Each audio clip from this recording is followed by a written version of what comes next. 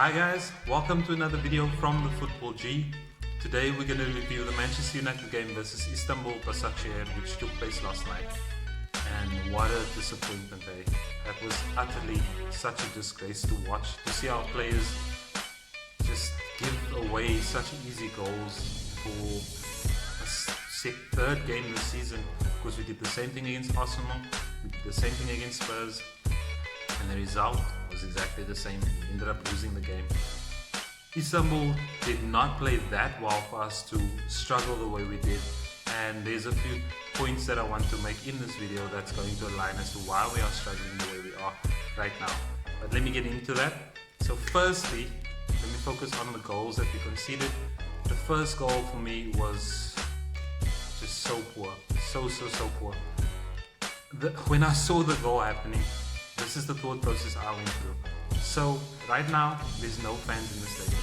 When you watch the game, you literally hear the players speaking on the sidelines. You can hear the coach, and we obviously travel with a party. It's the squad, it's the technical team, it's the physios, and blah blah blah.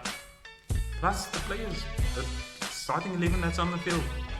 So you're telling me not one of them had the sense to pour out to any of the players? Because if I was on that bench, that's what I would have done, to let them know that there's an opposition player that's free, and we have Matic tracking in, the slowest player who should technically have been in the box for the header to try and score.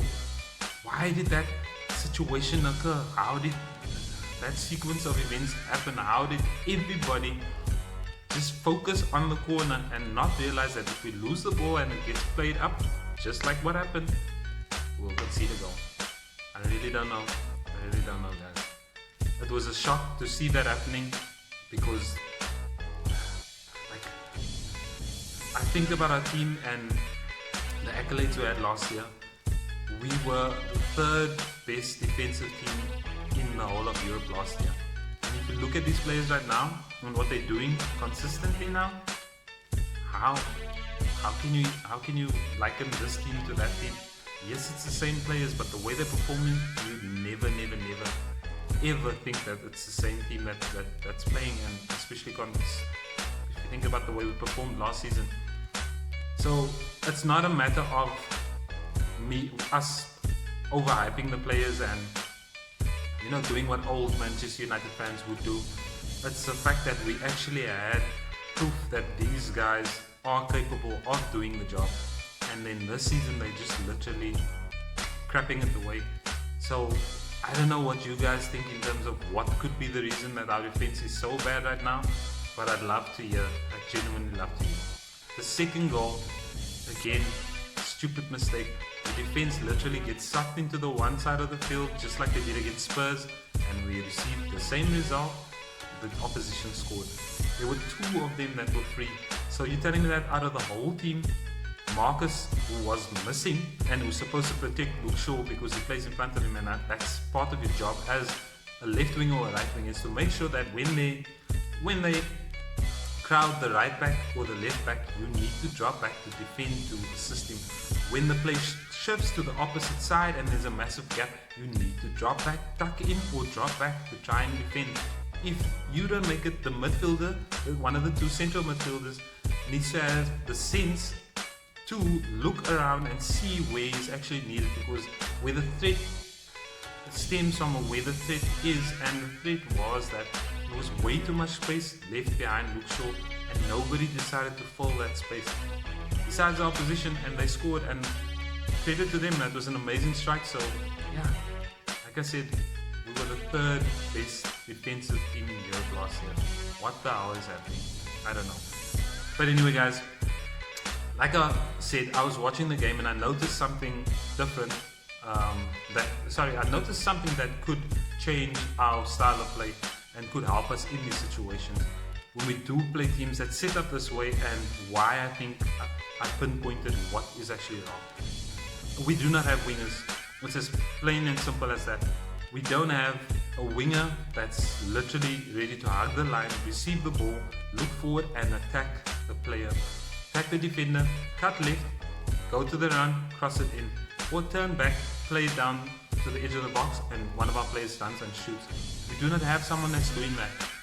when we have players in those positions, they don't know what to do and they slow the game down, which gives the defense an opportunity to set up, and then we have an even more difficult job to do trying to break them down.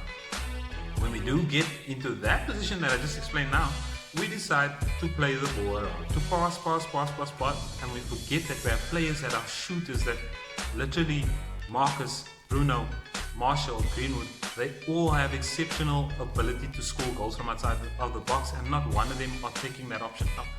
Which reminds me of the Arsenal team from back in the day with Fabregas and Nasri and those guys.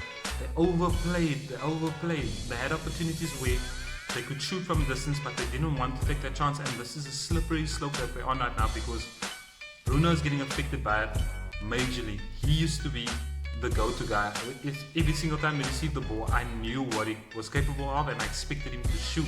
And he did it last season, but this season he's not doing it at all. And that's something that Solskjaer needs to speak to the players about, because you can't win every game by scoring one-touch finishes in the box.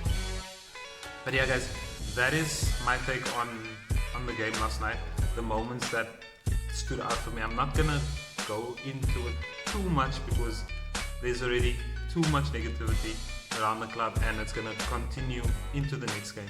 So that's just my little tidbit of what I picked up in the game and what I think we can focus on to change moving forward. And then also there was a moment towards the end of the game that I just burst out laughing about, which was, I'm sure you all saw it, the way Martin Scotto tackled Anthony Marshall at the end of the game. It just took me back to that moment when Marshall scored his first goal for United, and I remembered that Skirtle was the player who he took to the cleaners. So Marshall gets the ball, he skinned Skirtle alive that match, and I genuinely feel that the way Skirtle tackled him, it was as revenge for that moment. So if you look back at the match highlights again and you do see it, just think about that link, and because the way Skirtle went into that tackle, he didn't need to. He won the ball, he didn't need to make that tackle. Marshall was not in a threatening position or anything like that. It could be just the rivalry, the Liverpool-Man United rivalry, and he took his opportunity to get a bite out of one of our players. But I genuinely think that tackle and the way he went about it was just as revenge for that goal. But yeah guys, so we're playing Everton next, and yeah, there's lots to talk about that game as well because they're on a good run of form at the moment. But what I'd like you guys to do is give me your thoughts in the next video about what you guys think the formation should be, and just little tidbits about the team that you think could be changed or improved, or just anything related to the team. I'm open and free and would like to interact with you guys a bit more. And also don't forget to subscribe to the channel, like the video, and comment on anything that you feel you want to talk about concerning this video or previous videos. Yeah, completely up to you. But thank you again guys for the support, and thank you for tuning in. I will post another video within the next day or two, so keep an eye out for that. But until then, keep well. Cheers.